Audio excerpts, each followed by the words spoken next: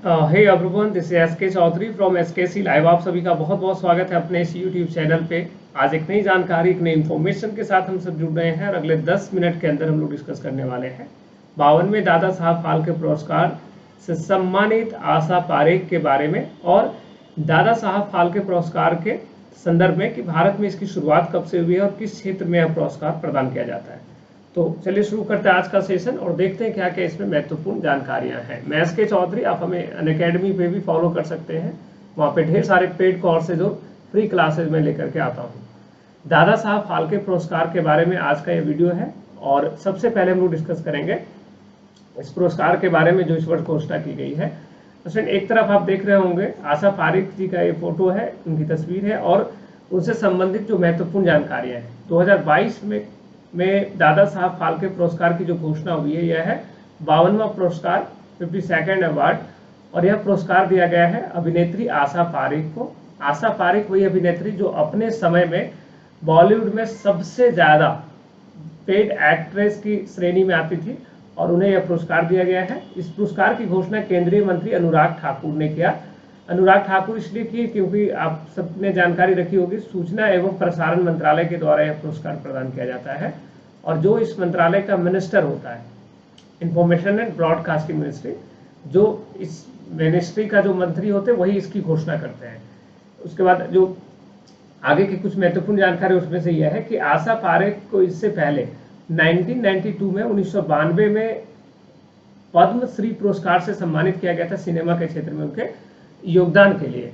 तो ये इनसे जुड़ी भी कुछ महत्वपूर्ण जानकारियां हैं। इसके अलावा दादा साहब फाल्के पुरस्कार के बारे में बात करें तो इससे पहले और भी कुछ है आशा पारेख के बारे में।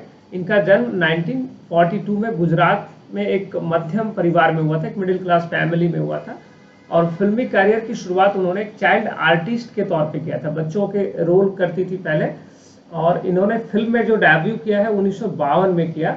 उनकी पहली फिल्म थी आसमान, यहाँ से उन्होंने फिल्म में डेब्यू किया है और एज ए एक्ट्रेस इन्होंने जो फिल्मों की शुरुआत करी है उसके तहत इन्होंने कई सारी फिल्में करी, जिसमें से इनकी जो पहली फिल्म है वह है दिल दे के देखो। यह इनकी पहली फिल्म है और एग्जाम में ऐसे क्वेश्चंस बिल्कुल पूछे जाएंगे कि इनकी पहली फिल्म कौन सी है। तो ये कुछ इनसे जुड़ी हुई महत्वपूर्ण जानकारियां हैं।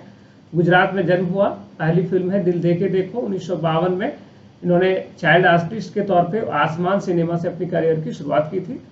80 के दशक में अभिनेत्री आशा पारेख को बहुत पसंद किया जाता था और इन्होंने कई सारी फिल्में करी, जिनमें से कुछ महत्वपूर्ण फिल्में हैं जब प्यार किसी से होता है, जैसे फिल्में घराना, भरोसा, मेरे सनम, तीसरी मंजिल, दो बदन, उपकार, शिकार, साजन, आन मिलो सजना, इस तरह की कुछ चर्चित सिनेमा उन्होंने 1980s के दशक में उन्होंने किया है।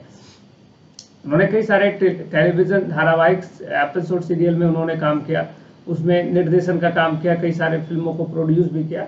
1995 में उन्होंने अभिनय एक्टिंग की दुनिया से उन्होंने रिटायरमेंट की घोषणा कर दी और पारेख को 2002 में film fair life time achievement award से भी सम्मानित किया जा चुका है इससे पहले। तो ये सारी बातें आपको नोट कर लेना है और उन्हें और भी कुछ महत्वपूर्ण जानकारी, उन्हें federation of Indian chamber of commerce and industries FICCI के द्वारा उन्हें लिविंग लेजेंड अवार्ड भी मिल चुका है, उन्हें यह पुरस्कार भी प्रदान किया गया है।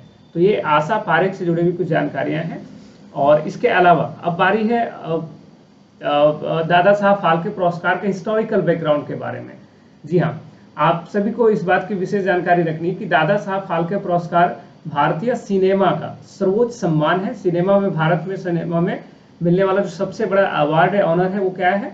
दादा साहब फाल्के पुरस्कार। 1969 में इसकी शुरुआत की गई थी, इसकी स्थापना की गई थी और आप सबने इस संदर्भ में काफी जानकारी रखी होगी कि दादा साहब फाल्के जो कि बॉलीवुड के जन्मदाता, उनके जनक फादर माने जाते हैं, उनके जन्म शताब्दी के अवसर पे इसकी शुरुआत की गई थी, 1969।